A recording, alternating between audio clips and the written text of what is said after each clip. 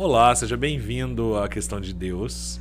Estamos aqui dando continuidade à nossa série sobre medos, né? Então nós estamos gravando episódios mais curtos, focados em responder algumas perguntas relacionado a medo dos cristãos de maneira geral. E hoje a temática é para aqueles que gostam de um tarozinho, de consultar o seu horóscopo no jornal. O medo do futuro. Sejam bem-vindos, Tarcísio. Obrigado, Léo. Um prazer. Olá, como é que vocês estão aí? Tudo bem? Tudo bem, graças a Deus. Hoje o Tarcísio vai inaugurar as perguntas. Posso. Até legal. porque, Tarcísio, parece que o Léo ficou um pouco nervoso na hora de falar, né? Não sei se é a presença da Thaís aqui no nosso meio, a esposa dele, né? Verdade, ele tá meio tenso, parece. Ele Um abraço pra Thaís que tá aqui no nosso meio. Deus abençoe. Amém. Exatamente, olha que bacana, né? E a gente tá aí nessa pegada, a gente tem falado já de vários episódios, né? E surgiu, né, essa necessidade de falar a respeito do medo do futuro, né, das coisas que estão por vir, né? Acho que a gente pode entrar, assim como o Léo falou, vários enfoques, inclusive, né?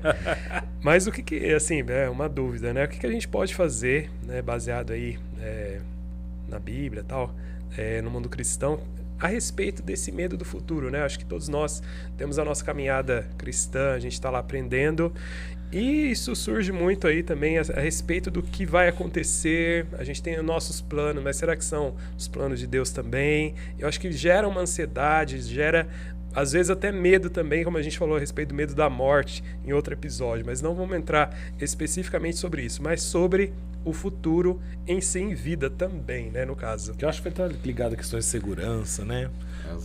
Exato. Muito bem. Então, acho que as pessoas em geral, elas têm uma certa insegurança em relação ao futuro particular de cada um, né? O que vai acontecer? O que vai ser da minha vida? Como é que vai ser o dia de amanhã, né? Bom, quando eu tenho uma entrega total ao Senhor Jesus e quando eu vivo para a glória de Deus, esse medo ele tende a desaparecer na minha vida. Por quê?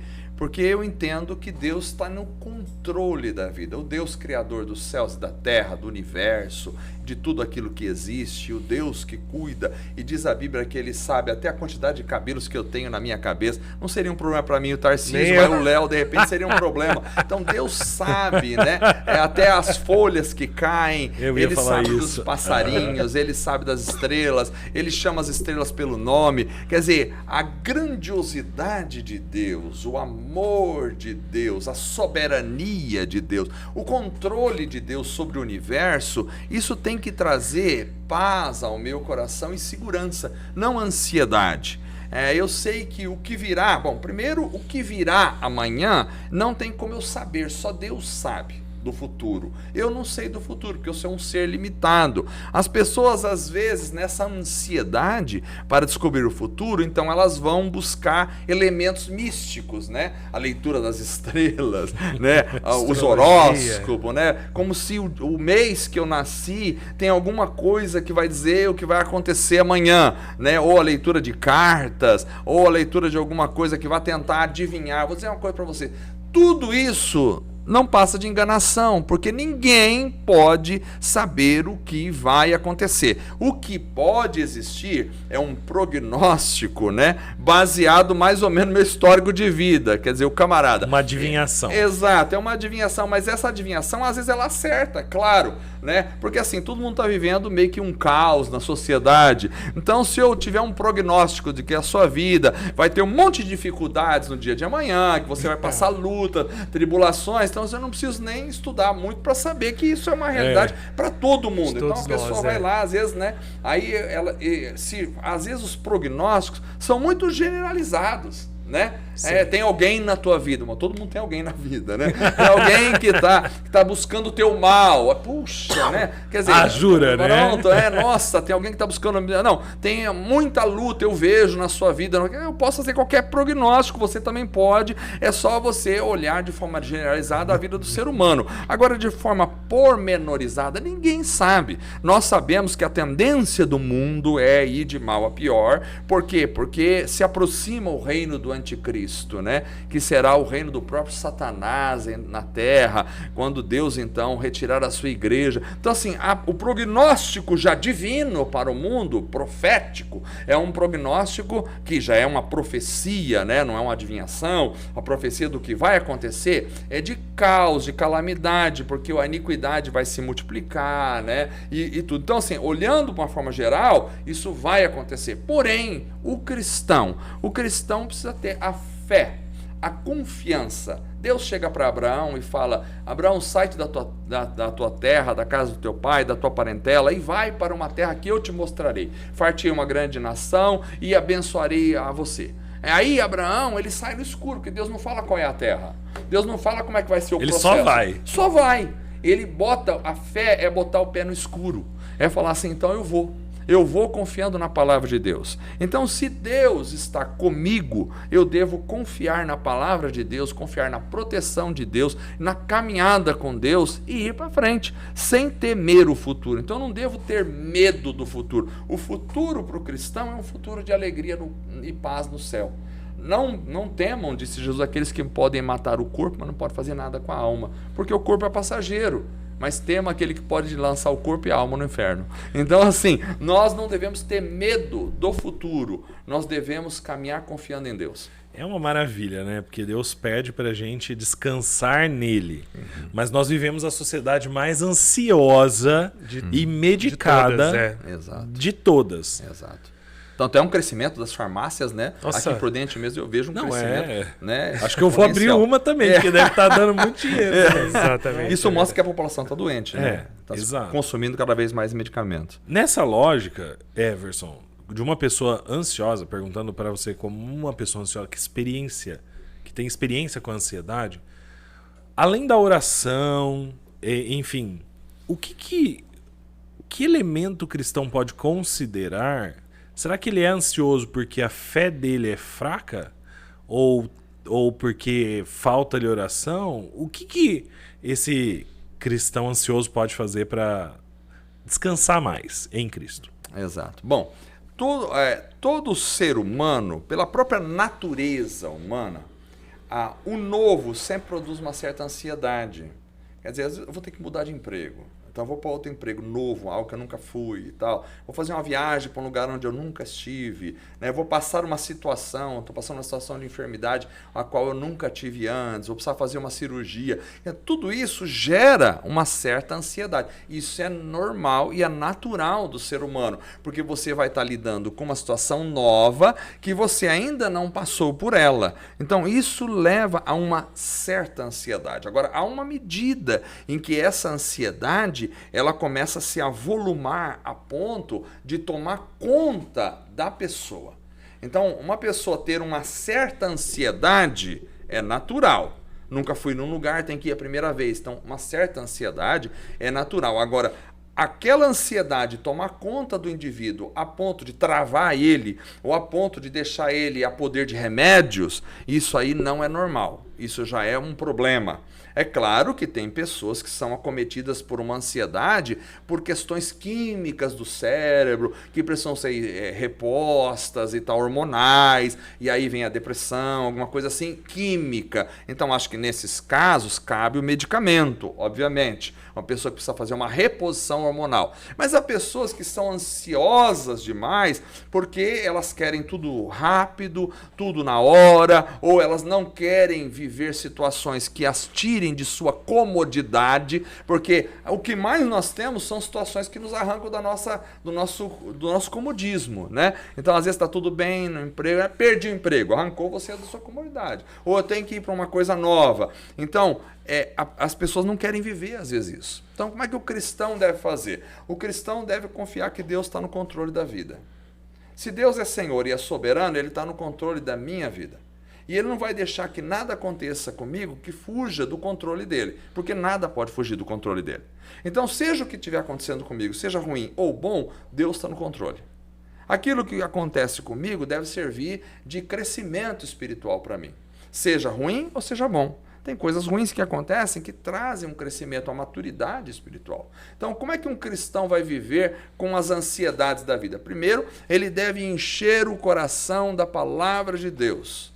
né? Esperei com paciência no Senhor, Ele se inclinou para mim, ouviu o meu clamor. Lâmpada para os meus pés é a tua palavra, luz para o meu caminho, ou seja, aponta a direção.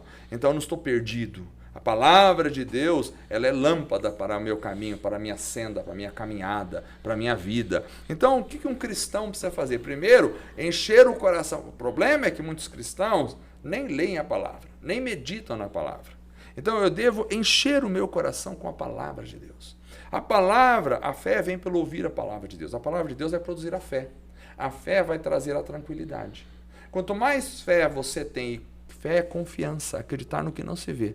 Então, quanto mais fé eu tenho, mais tranquilidade automaticamente eu vou ter. Quanto menos fé eu tenho, mais insegurança eu vou ter com a vida.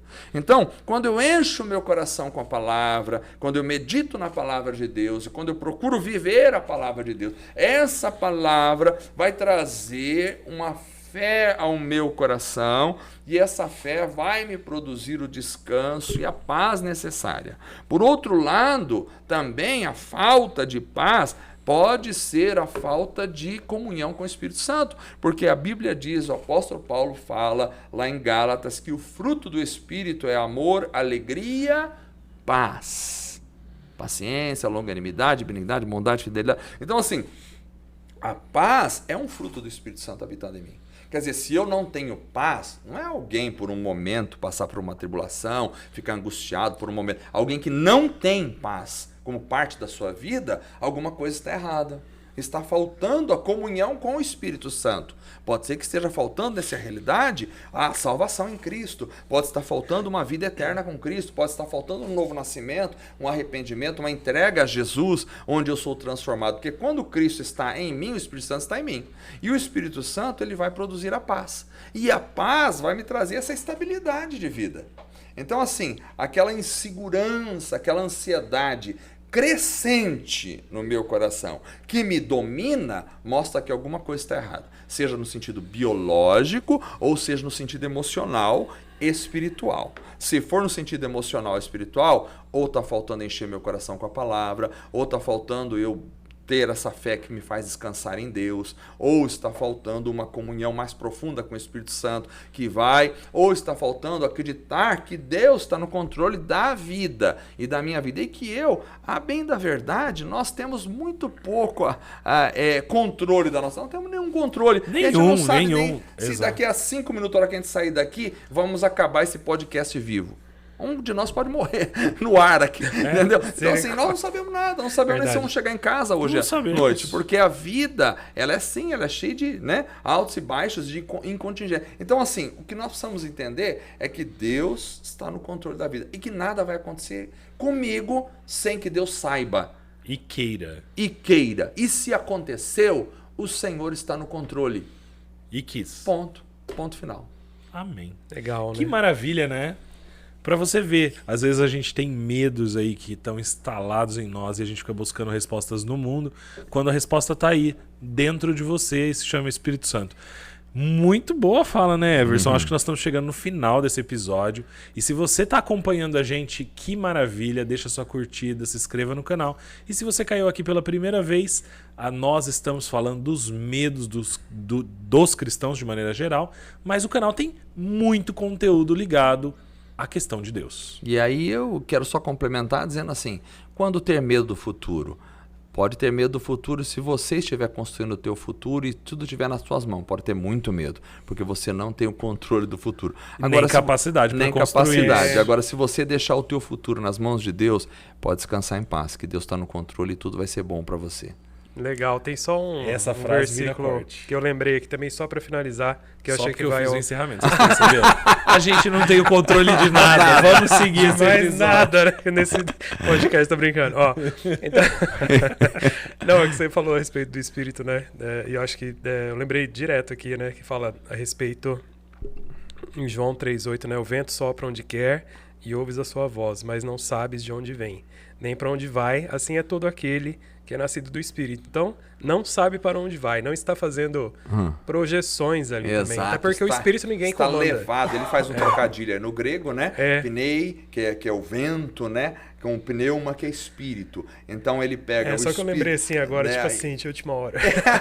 O espírito, quer dizer, todo aquele que é nascido do espírito é como se é levado pelo vento. Ele faz esse trocadilho entre o vento e o espírito, porque no grego pneuma é espírito, mas também é ar, vento, pnei, vento, né? Então assim, todo aquele que é nascido de Deus é levado pelo Espírito de Deus, como o vento leva as folhas, como o vento leva as coisas, e ninguém sabe a direção do vento. Ele vem para cá, ele vai para lá, ele tem vontade própria, vamos dizer assim, o vento. Isso. Então o Espírito tem vontade própria. Se eu sou levado pelo Espírito, eu não deixo a vida me levar, eu deixo o Espírito me levar. Tem gente falando, deixa a vida me levar, a vida leva eu. Não, eu acho que nós cristãos devemos falar, deixa o Espírito me levar, que o Espírito leva eu.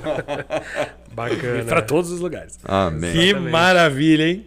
Posso encerrar agora? É isso aí, Léo. Vamos encerrar. Pode Mas encerrar. que bom, né? Que venham essas mensagens.